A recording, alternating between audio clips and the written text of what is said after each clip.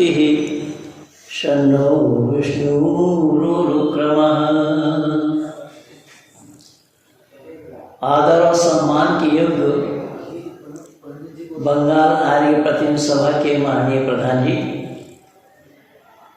बड़ा बाजार आर्य समाज के माननीय प्रधान जी, सभी कार्यकर्ता और अधिकारी वर्ग, सभा में उपस्थित धर्मप्रेमी सज्जन, मान्य मातृशक्ति,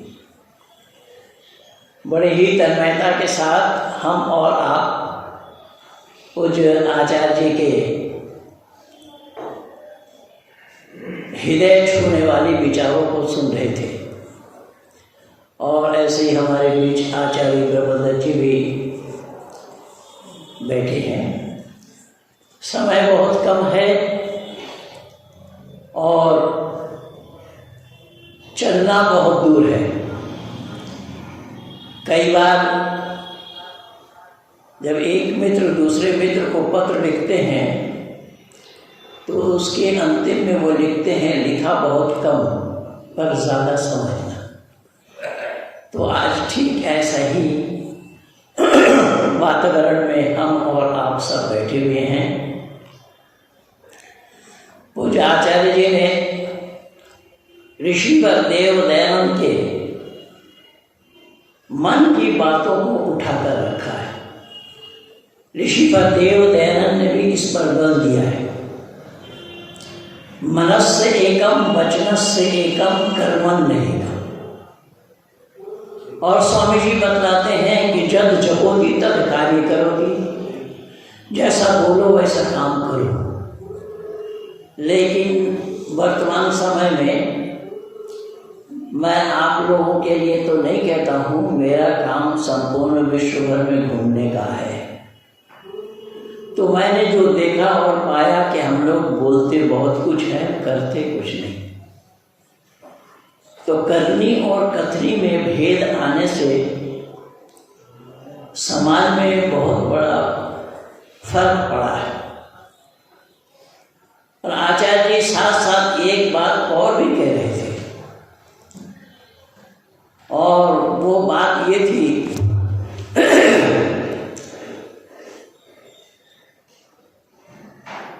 कि लोगों ने तोता को रटाया, बहेलिया आएगा, दाना डालेगा, जाल बिछाएगा, तुम लोग फंसना मत। लेकिन दुर्भाग्य ये है कि वो पाठ पढ़ाया गया था कबूतरों को, जानवरों को, जीवों को।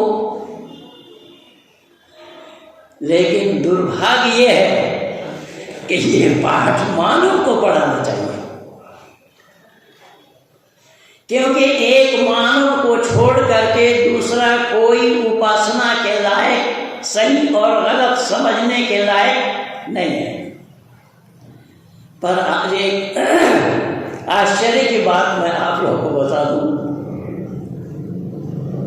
कि हमारी मान्यता ये है, वैदिक सिद्धांत यह है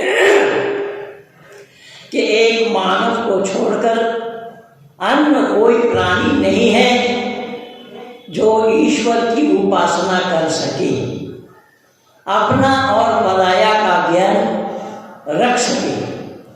लेकिन कुरान इससे सहमत नहीं। कुरान में अल्लाह का फरमान है कि जीव जंतु, कीट पतंग, लता वृक्ष भी अल्लाह की इबादत करते हैं। अब ये क्यों करते हैं, कैसे करते हैं, ये तो वही जानते। हम मानव कहलाने वाले परमपिता परमात्मा के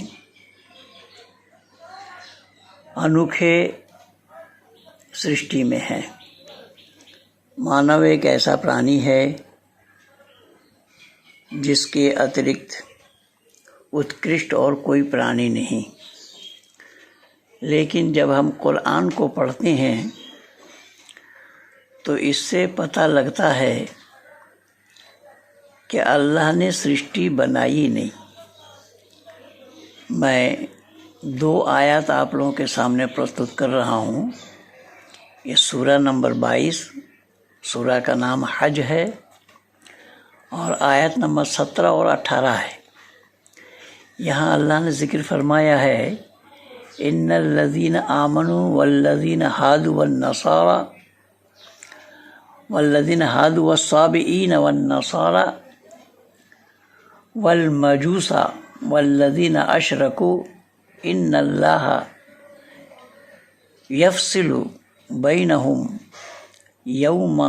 यौमल क़यामा इन्नल्लाह अला कुल्लि शैइन शहीद अलम तरा अन्नल्लाह यस्जुदु लहू मन फिस समावाति व मन फिल अर्दि वश्शम्सु वल क़मरु वन नुजूमु वल जिबालु वश्शजरु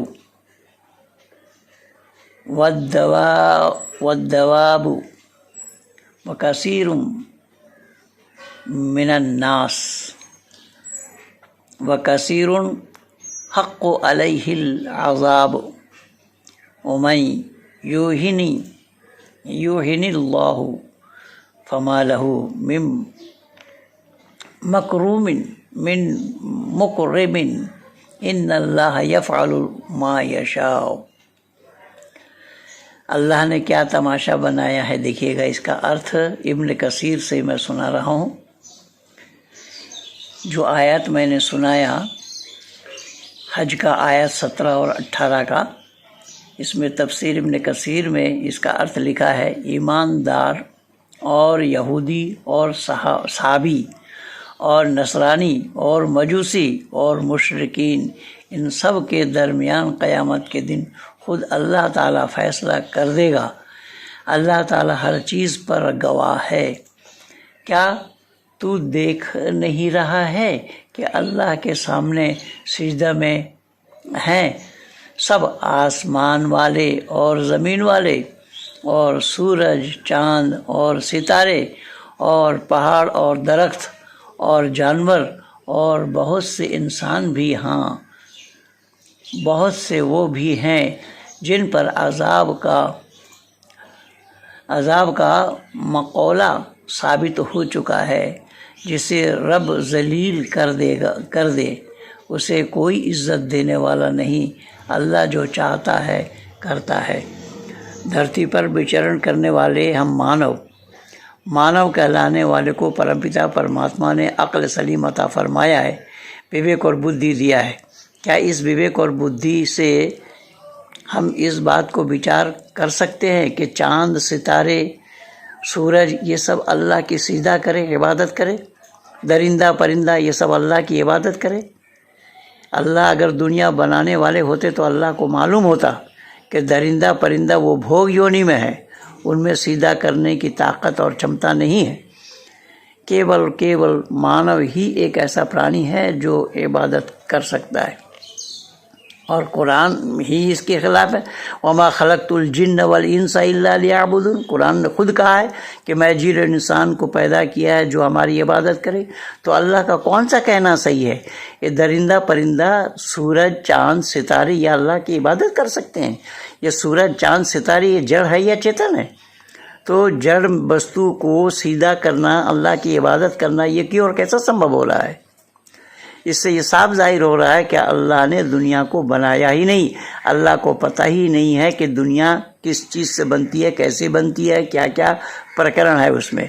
यहाँ दरिंदा परिंदा को भी, जानवरों को भी, पहाड़ों को भी इबादत करते हुए बता दिया है। क्या तमाशा है! ये पहाड़ में इबादत करने की क्षमता है। जीव जंतु तो भोग योनि में है, वो भोग योनि में वहाँ कर्म नहीं है। कर्म और भोग मानव के लिए दो है कि मानव कर्म करता है और भोगता भी है। कर्म करता है आगे वाला फील्ड को बनाने के लिए, आने वाला समय को अच्छा बनाने के लिए, अच्छा करने के लिए, और भोग जो पीछे वाला कर्म किया हुआ है उस पर भोगता है। बाकी मानव से इतर जितने भी योनियाँ हैं वो सब भोग योनि में हैं। वहाँ पर कर्म करने की क्षमता ही नहीं है, कर्म करने की उसमें मुहैया प्राप्त नहीं कराया है परमात्मा ने, लेकिन अल्लाह को पता नहीं। अल्लाह दुनिया बनाने वाले कह रहे हैं अपने को, और वही अल्लाह चाहे चाँद और सूरज को, सितारे को अपने सीधा करते हुए दिखा रहे हैं, पहाड़ को सीधा करते हुए बता रहे हैं, दरिंदा परिंदा को सीधा करते हुए बता रहे हैं। जबकि कुरान में ये कहा है कि जिन और इंसान को बनाए उसको सीधा करने के लिए, लेकिन ये तो अल्लाह के सामने सीधा करने की बात आई है। लेकिन सूरह यूसुफ में देखिए, वहाँ यूसुफ बोल रहा है कि हमारे सामने चांद सितारे, सूरज चांद और सितारे, 11 सितारे हमें सीधा कर रहे हैं। ये आदमी के पास भी सूरज चांद सीधा करता है, अल्लाह के सामने सीधा करता है, दरिंदा परिंदा भी अल्लाह की इबादत करता है। ये तमाशा नहीं तो और क्या है? ये बिल्कुल अकल के परे की बात है। मानव मात्र को चाहिए कि समझदारी से इस चीज़ को जाने, सच्चाई को जाने, और सत्य को ग्रहण करने में और असत को छोड़ने में सर्वदा उद्यत रहें। ये मानवता है, मानव का कार्य है। लेकिन चांद और सूरज में, पहाड़ों में, दरिंदों परिंदों में इबादत करने की क्षमता कहाँ है? मैं उलमाए दीन से पूछता हूँ, क्या आए? डिबेट के लिए खुली चुनौती है, खुला दरबार है। जिनको आना हो सामने आओ, हाजिर हो। अगर सामने आप हाजिर होते हैं तो इन सब बातों पर चर्चा करते हुए मानव समाज को दिशा निर्देश किया जा सकता है, मानव समाज को एक सही और सच्चा रास्ता दिखाया और बताया जा सकता है। आओ, सूरज और चांद को अल्लाह का सीधा करने वाले, मानने वाले, जो लोग ये मानते हैं कि सूरज, चांद, सितारे, पहाड़ और ये दरिंदा परिंदा सब अल्लाह को सीधा करते हैं, ऐसे लोगों को मैं बुला रहा हूँ, दावत दे रहा हूँ, निमंत्रण दे रहा हूँ। आए, ये सच कैसे है इसको साबित करने के लिए सामने आए, और सामने बैठ कर के ही डिबेट किया जाना संभव होगा। मैं ये भी बता देता हूँ, डिबेट करने के लिए ग्रेटर नोएडा सूरजपुर आर्य समाज के प्रांगण होगा, और लिखा पढ़ी के साथ ही शास्त्रार्थ करेंगे। बाकायदा स्टैम्प पेपर में लिखा पढ़ी होगी कि जो जीतेगा उसकी बातों को मानना पड़ेगा, और जो हारेंगे उनको जीतने वाले की बात को मानना पड़ेगा। ये बाकायदा लिखा पढ़ी करके स्टैम्प पेपर में हम डिबेट करें, जिसमें निर्णायक मंडल भी चयन हो, वो सब व्यवस्था हमारी होगी। आए, जिनको आना हो स्वागत है, ईसाई हो, मुसलमान हो, कोई हो, जो आना चाहता है सामने आए। डिबेट के लिए मैं खुली चुनौती दे रहा हूँ कि ये कुरान की ये बातें कहाँ तक सही है, कैसा सही है, किस प्रकार सही है, सही होना संभव क्यों। लेकिन ये वैदिक मान्यता नहीं है, और आचार्य जी ने इसको प्रैक्टिकल करने के लिए हमें छोड़ गए। तो यही कारण बना कि ये पाठ अगर आदमी को पढ़ाया गया होता तो हो सकता था कि वो उस पर अमल करता, लेकिन ये पाठ पढ़ाया गया था कबूतरों को, तो कबूतरों को पाठ पढ़ाने से क्या मतलब था? क्यों, तो वो तो कबूतर ठहरे, जीव जंतु ठहरे। तो यही कारण बना कि वैदिक मान्यता के आधार पर एक मानव को छोड़कर कोई भी उपासना के लायक नहीं है। परमात्मा को नहीं पुकार सकता, परमात्मा को नहीं जान सकता, परमात्मा के स्मरण नहीं कर सकता, परमात्मा का सानिध्य प्राप्त नहीं कर सकता। केवल और केवल मानव को ही ये सौभाग्य प्राप्त है। आइए मैं कुछ और बातों को आप लोगों के सामने प्रस्तुत करूं कि अभी हम लोग बंगाल की धरती पर बैठे हैं, और बंगाल में चल रहा है गंगा सागर, गंगा और सागर, अर्थात दोनों नदी का समावेश, एक गंगा और एक सागर। गंगा जहाँ जाकर के सागर को मिला है, जिसको हम बे ऑफ बंगाल भी कहते हैं, बंगाल की खाड़ी भी कहते हैं, गंगा जाकर जहाँ सागर को मिला है उस जगह का नाम गंगा सागर है। लेकिन जहाँ लोग स्नान करते हैं वो जगह नहीं है, वो बहुत आगे है और आगे। खैर, तो उसी गंगा सागर में अभी high court, Calcutta high court ने आदेश दिया था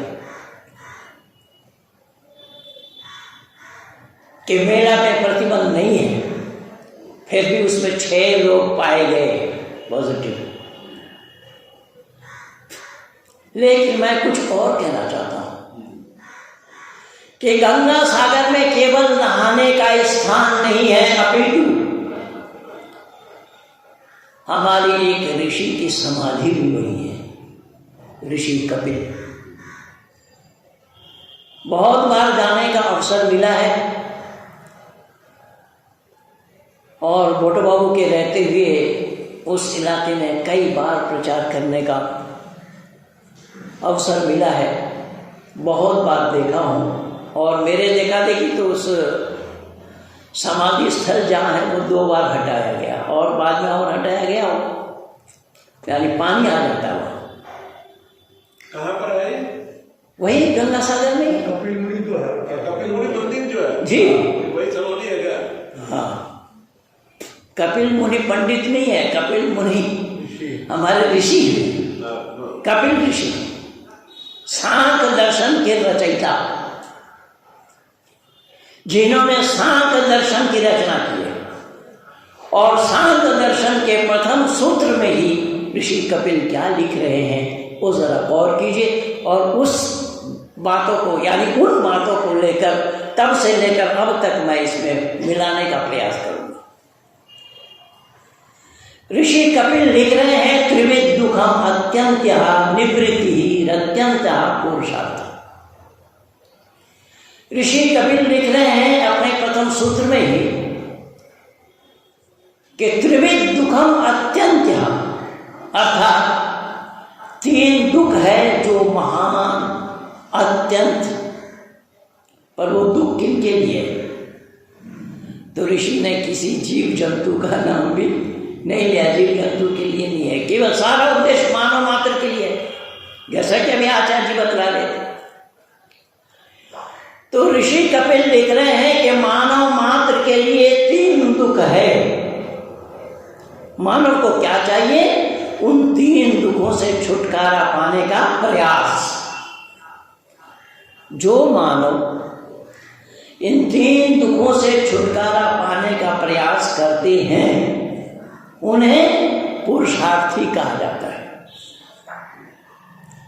और ऋषि कपिल संकेत कर रहे हैं कि मानव मात्र को पुरुषार्थी बनना चाहिए। क्यों? तो ऋषि बतला रहे हैं कि पुरुषार्थी के साथ, पुरुषार्थियों के साथ परमात्मा का सहयोग होता है। परमात्मा आलसी को सहयोग नहीं करते। जो पुरुषार्थी बनेगा, जो पुरुषार्थ करेंगे, परमात्मा का सहयोग, आशीर्वाद, परमात्मा का साथ, ऐसे पुरुषार्थियों के साथ रहना है, होना है। आलसियों को परमात्मा सहयोग नहीं देते।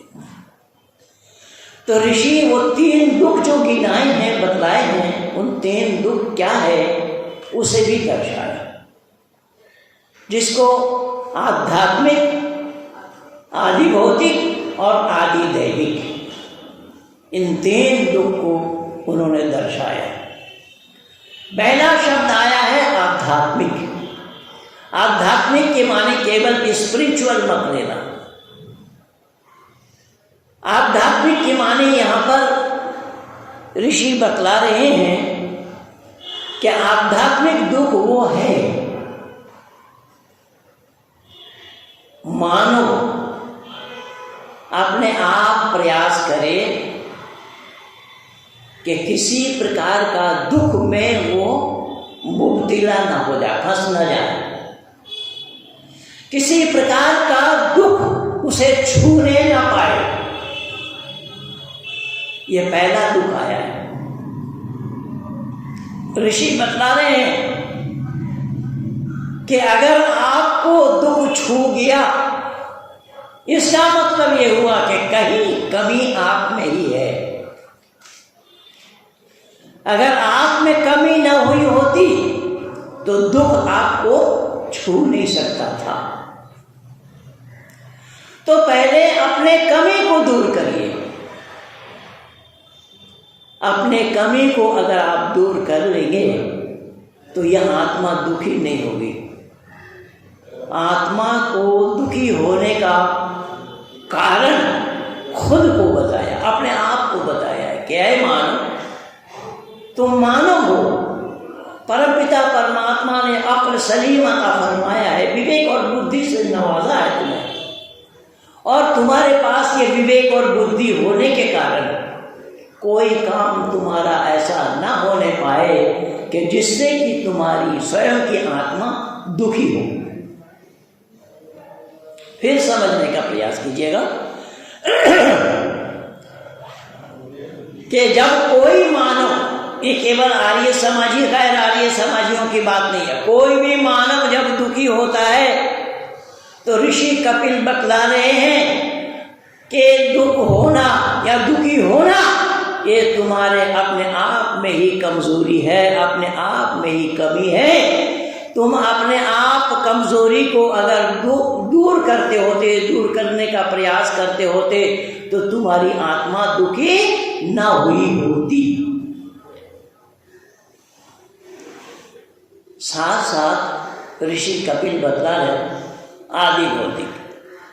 आदि भौतिक दुख क्या है कि अन्नों के द्वारा दिया हुआ दुख या अन्नों के द्वारा मिला हुआ दुख, दूसरा कोई दुख दे, दूसरा कोई दुखी करे।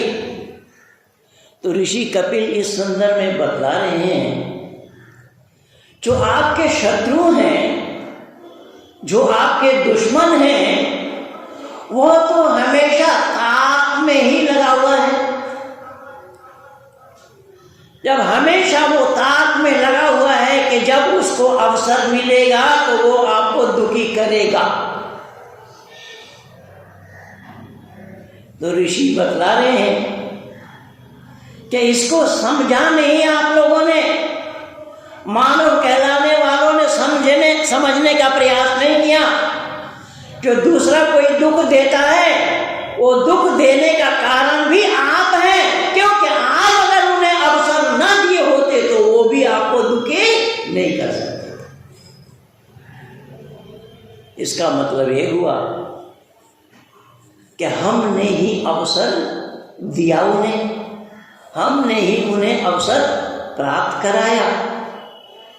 तो अपने अंदर में जो कमी है उसको पहले टटोलना पड़ेगा कि दुश्मन तो ताक में ही लगा हुआ है, दुश्मन तो फिराक में लगा हुआ है कि जब उसको मौका मिलेगा, अवसर मिलेगा, वो हमें दुखी करेगा तो दूसरा कोई हमें दुखी न कर पाए उसके लिए तैयारी अपनी होनी चाहिए। ऋषि लिख रहे हैं, अगर आपकी अपनी तैयारी नहीं होती है, नहीं रखते हैं, तो वो तो ताक में बैठा ही है, वो आपको दुखी करेगा। अब आइए इसको मैं थोड़ा सा राष्ट्रीयता के साथ जोड़ रहा हूं। हमें और आपको बखूबी याद है कि पिछले दिन कारगिल वाला मसला सामने आया था और वो इलाका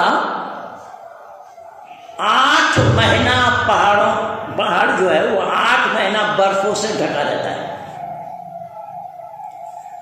8 महीना बर्फों से ढका रहता है वो इलाका, वो एरिया।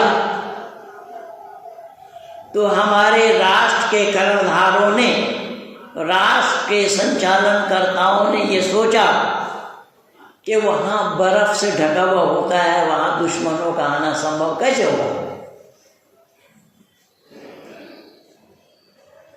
ये इनकी नेग्लिजेंसी थी, कोताही थी, ये इनकी कमी थी कि उधर इनकी निगरानी नहीं थी, और निगरानी न होने के कारण जो इन्होंने सोचा था जो नहीं होना है वो हो गया। और उस समय आप लोगों ने देखा होगा कि जो मुशर्रफ साहब पाकिस्तान वाले थे वो चीफ थे, माननीय अटल बिहारी वाजपेयी जी हमारे प्रधानमंत्री थे देश के।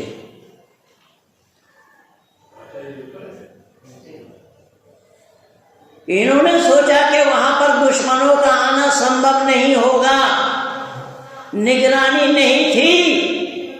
अगर निगरानी रहती होती तो शायद वो काम ना होता, लेकिन धन्यवाद दीजिए उन भारत माँ के लालों को, उन जाबाजों को। उन जाबाजों ने नीचे से ऊपर वालों को मार गिराया। पर ऊपर से नीचे मारना बड़ा आसान है, पर नीचे से ऊपर वालों को मारना बहुत कठिन है। लेकिन उन जाबाजों के लिए मैं क्या कहूँ, उन भारत माँ के लालों के लिए मैं क्या कहूँ। भारत माँ के लालों ने अपने को निछावर कर दिया और उन दुश्मनों को मार भगाया।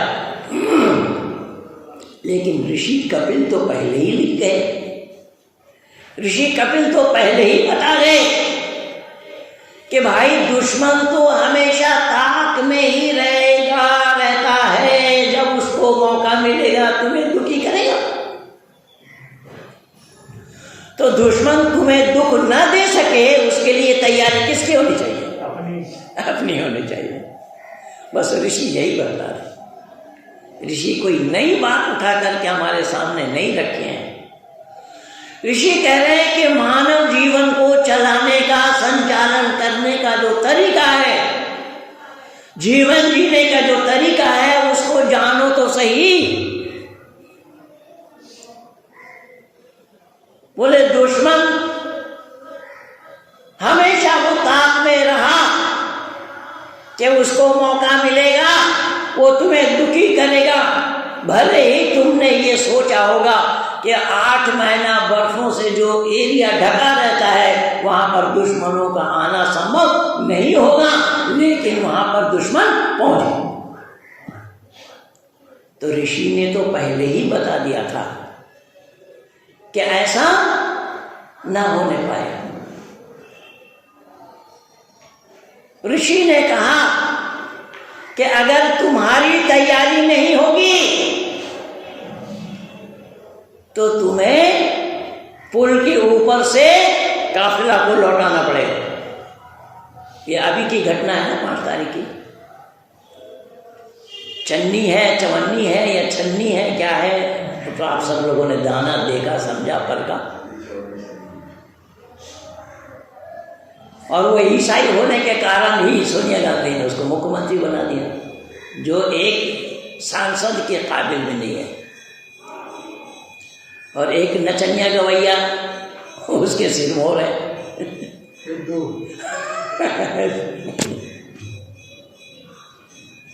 जो इमरान खान को अपना दोस्त बताता है, अपना अब्बा बताता है। कहने का तात्पर्य मेरा यह है, देखिए ऋषि कपिल क्या बतला रहे हैं। ऋषि कपिल कह रहे हैं कि प्रधानमंत्री जी आपको जाने से पहले वो आपकी अपनी तैयारी होनी चाहिए कि आप जा सकते हैं या नहीं। आपने अपनी तैयारी क्यों नहीं रखी? वरना ये चन्नी चवन्नी का क्या मतलब था कि वो आपके रास्ता रोकते। अब तो भारत के प्रांतीय मुख्यमंत्रियों ने अपने को प्रधानमंत्री से ज्यादा समझने लगे। और माननीय प्रधानमंत्री जी और सब जगह तो काम कर रहे हैं, लेकिन इस संदर्भ में उनका कोई काम नहीं है। जो प्रांत के मुख्यमंत्रियों ने अपने को प्रधानमंत्री से भी ज्यादा समझने लगे हैं, उस संदर्भ में माननीय प्रधानमंत्री जी का कुछ भी काम नहीं है। तो यहां ऋषि कपिल बतला रहे हैं कि अगर आपकी तैयारी हुई होती तो कौन ऐसी शक्ति थी कि भारत के प्रधानमंत्री को रोक ले? अरे वो भारत का प्रधानमंत्री है, देश का प्रधानमंत्री है, राष्ट्रीयता की बात है। तो ऋषि कपिल यही तो बतला रहे हैं। ऋषि कपिल यही तो कह रहे हैं कि ऐ दुनिया वालों, ऐ मानव कहलाने वालों, ये जानना बहुत जरूरी है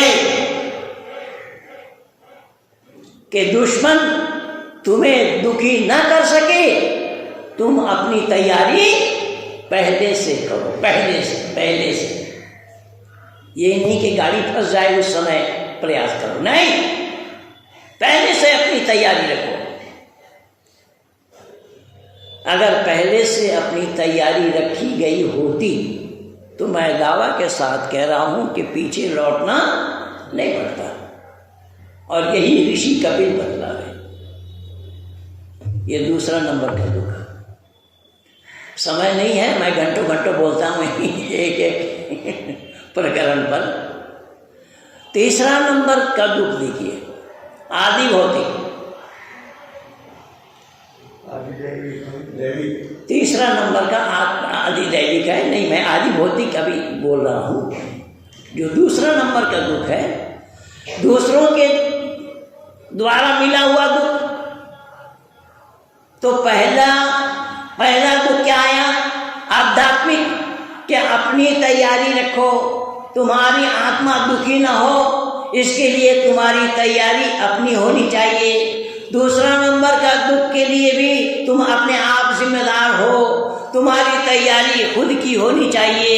अगर तुम तैयार नहीं होते हो तो तुम्हें दुखी होना पड़ेगा। तीसरा नंबर का दुख है आदि दैविक।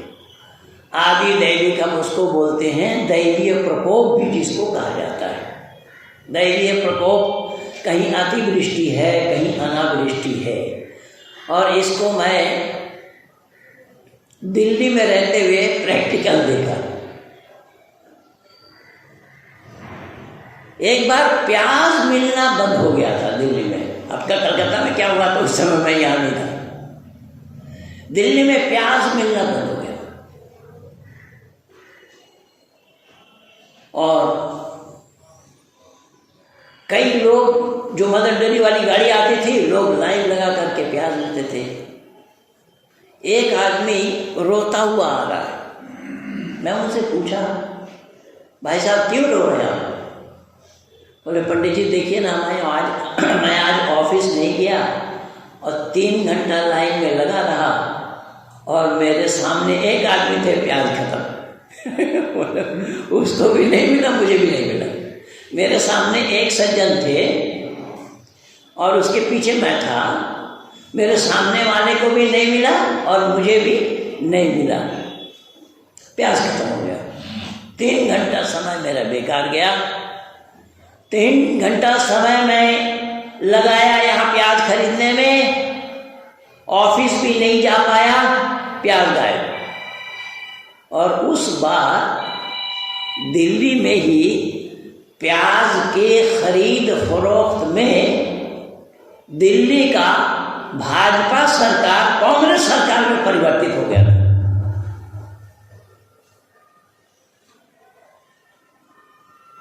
ये घटना हुई। उसके 4 महीना बाद मैं मध्य प्रदेश में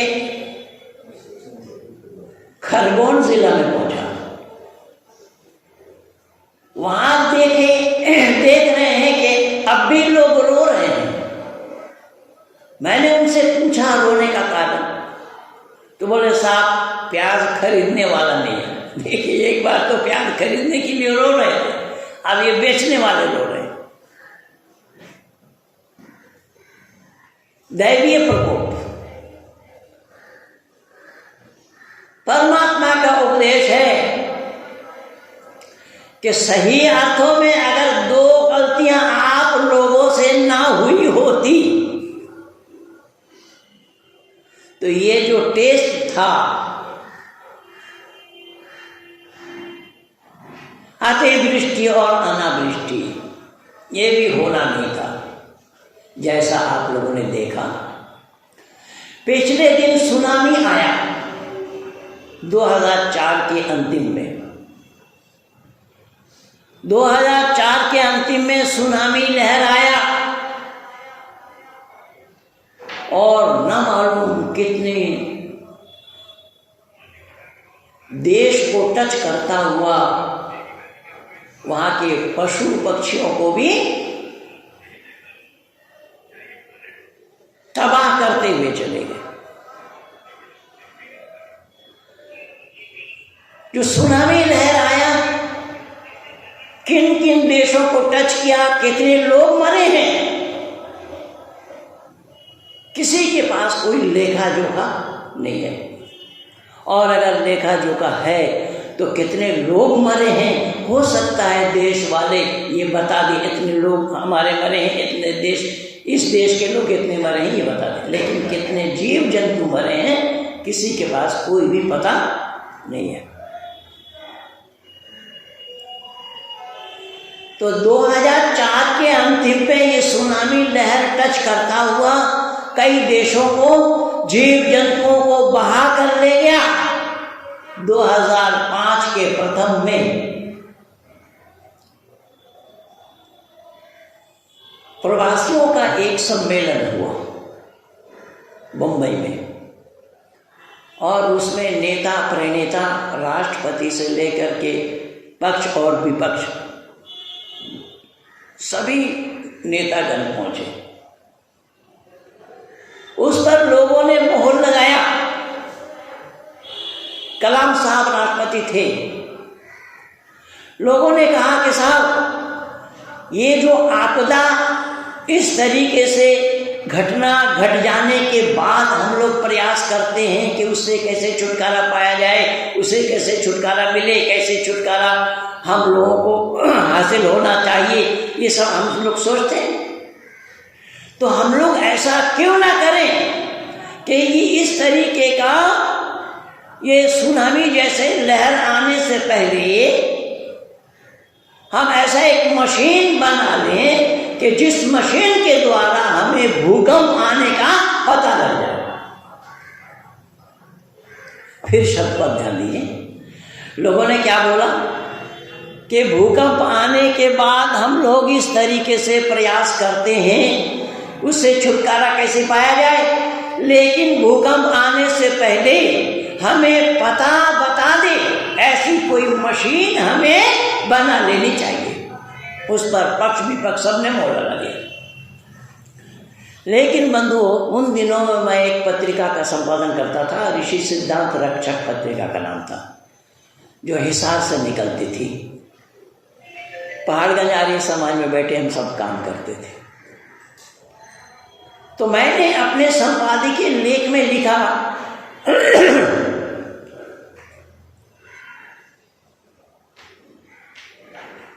कि ये तो ठीक है, ये तो हमारे विज्ञान और वैज्ञानिकों का कमाल है कि भूकंप आने से पहले मशीन के द्वारा हमें उसका पता चल जाए, ये तो विज्ञान का कमाल है। लेकिन मैं दावा के साथ ये कह रहा हूं कि भूकंप आने से पहले मशीन के द्वारा आप पता लगा सकते हैं, लेकिन वो भूकंप क्यों आया इसका पता किसी वैज्ञानिक के पास नहीं है।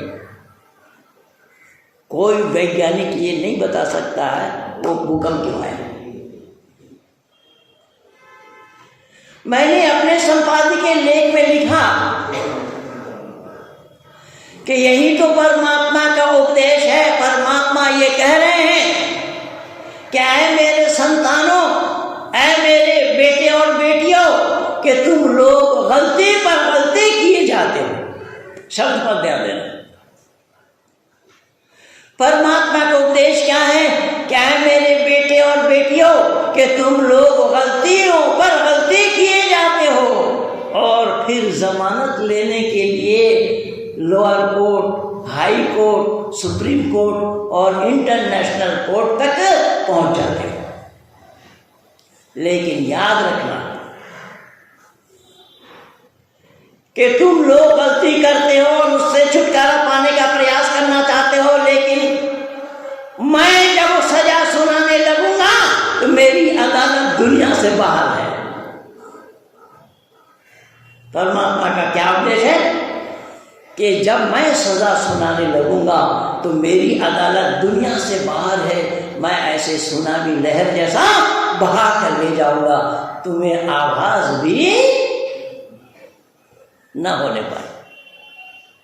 लेकिन दुर्भाग्य तो यहाँ हम मानव कहलाने वालों के लिए है कि हमने ऐसी परमात्मा को ही जानने का प्रयास नहीं किया, और हम परमात्मा को ही धोखा बताने लगे। परमात्मा को जानने का प्रयास नहीं किया, परमात्मा के उपदेशों को आत्मसात नहीं किया, और जबकि सारा के सारा उपदेश परमात्मा का यही मानव मात्र के लिए, यही मनुष्य के लिए। क्या है मानव? तुम मानव कहलाने वाले हो और तुमरे अमृतस्य पुत्र कहा जाता है। तुम परमात्मा के अमृत पुत्र हो। अमृत पुत्र किसी जीव जंतु को नहीं बताएगा, केवल और केवल मानव को परमात्मा का अमृत पुत्र बतलाएगा। तो परमात्मा का अमृत पुत्र होने के बावजूद भी हमने परमात्मा के दिए हुए उपदेशों को जानने का प्रयास नहीं किया। तभी परमात्मा का ये उपदेश आया है कि ऐ मेरे संतानों कि तुम लोग गलती पर गलती किए जाते हो, फिर भी तुम जमानत लेने के लिए चले जाते हो, किस किस कोर्ट में चक्कर काटने लगते हो, लेकिन जब मैं सज़ा सुनाने लगूंगा तो मेरी अदालत दुनिया से बाहर है। मैं ऐसा ही बहा करके ले जाऊंगा कि तुम्हें आभास भी न होने पाए। लेकिन कितना बड़ा दुर्भाग्य है, हम अपने को अक्लमंद कहते हैं।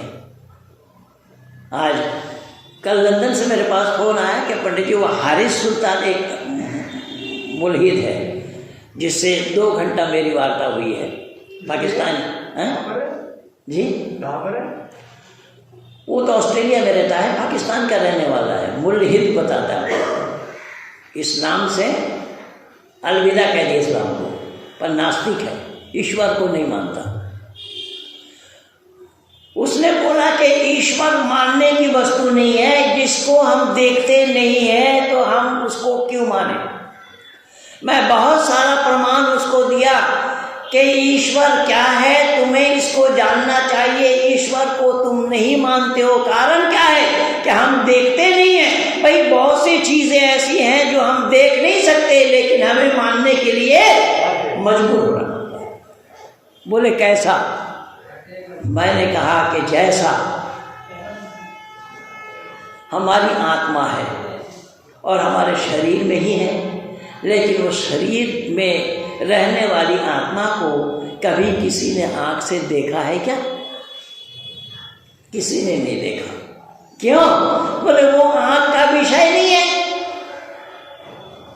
ऋषि दयानंद साफ शब्दों में लिख रहे हैं, बतला रहे हैं कि वो आँख का विषय नहीं है, तो आँख से देखा जाना संभव कैसे होगा?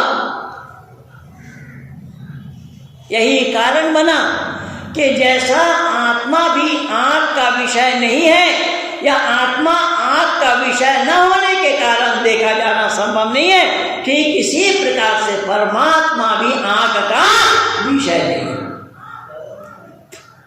परमात्मा भी आँख का विषय नहीं है, परमात्मा का देखा जाना संभव नहीं है। बहुत सी चीजें ऐसी हैं दुनिया में बिना देखे ही हमें मानना पड़ता है। भूख को कभी किसी ने देखा नहीं, लेकिन हमें एहसास होता है। यही तो वेद में भी आया है ना, जो अभी आचार्य जी जिस यजुर्वेद की चर्चा कर रहे थे, उसी यजुर्वेद में तज्जति तन्ना जति तद्दूरे तद्वंती के, यही तो वेद का उपदेश है परमात्मा का, कि वो परमात्मा ज्ञानियों के लिए नजदीक से नजदीक है, लेकिन अज्ञानियों के लिए दूर से भी दूर है। लेकिन उसको आंख से देखना चाहोगे तो वो देखा जाना संभव नहीं है। तो परमात्मा आंख का विषय न होने के कारण परमात्मा को आंख से देखा जाना संभव नहीं है। जो लोग परमात्मा को आंख से देखना चाहते हैं, उसकी बड़ी जहालत और कुछ भी नहीं है। मैंने कहा कि सबसे बड़ा प्रमाण ये है कि ये मानव को परमात्मा ने अपनी शरीर अता फरमाया है, विवेक और बुद्धि दिया है ये मानव को, और मानव जीव जंतु को भी सिखा देता है। मैं बहुत बार देखा विदेशों में, फ्रांस में देखा, जर्मनी में देखा, वहाँ भी इसमें इंग्लैंड में देखा, नीदरलैंड में भी देखा, वो हाथ का इशारा कर रहा है, वो मछली नाच रही है, कूद रही है मछली। तो मैंने निवेदन किया कि ये मनुष्य जीव जंतु को ज्ञान दे सकता है, सिखा सकता है, लेकिन मजाल है कि वो जीव जंतु किसी और को सिखा दे, संभव नहीं। मैंने कहा कि यह परमात्मा का दिया हुआ ज्ञान है, जिस परमात्मा को दुनिया वालों ने मानने का नाम नहीं लिया, और परमात्मा ने दुनिया वालों ने परमात्मा को मानने का नाम न लेने के कारण ही ये जीवात्मा दुखी है। यही ऋषि कपिल बतला रहे। ऋषि कपिल कह रहे हैं कि 3 दुख है मानव के लिए, 3 दुखों से छुटकारा पाने का प्रयास तुम मानव को ही करना चाहिए। और अगर तुम मानव कहलाकर 3 दुखों से छुटकारा पाने का प्रयास नहीं किया तो जान रखो तुम मानव कहलाने के हकदार नहीं। साफ शब्दों में कहा कि मानव कहलाने के हकदार नहीं हो अगर तुमने 3 दुखों से छुटकारा पाने का प्रयास नहीं किया। इसीलिए बंधुओं, मैं निवेदन करूंगा कि आज भले ही लोग गंगा सागर में स्नान करने के लिए पहुंचे होंगे, लेकिन ऐसे ऋषि के जहाँ आश्रम है, ऋषि के जहाँ समाधि है, ऐसे ऋषि के दिए हुए उपदेशों को भी तो हमें आत्मसात करना चाहिए। ऐसे ऋषि के उपदेशों को अगर हम आत्मसात करते होते तो शायद दुख से छुटकारा पा जाते। इन्हीं शब्दों के साथ मैं अपने वाणी को विराम दे रहा हूँ। आप सब लोगों को बहुत बहुत